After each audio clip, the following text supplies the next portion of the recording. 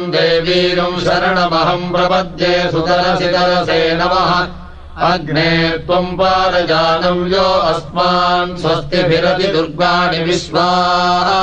पूष्टवृत्स्वी बहुलान उर्वी भवातो गायतनजाय संयोः विश्वानि नो दुर्गः जातवेदः सिन्धुर्ननावाजुरितादिपर्षि अग्ने अत्रिवन्मनसा गृणानोऽस्माकम् बोध्यविता तनूनाम् प्रतनाजितकम् सहमानमुग्रमग्निगम् हुवेम परमात्सधस्तात् स नः परिषदति दुर्गाणि विश्वाक्षामद्देवो अतिदुरितात्यग्निः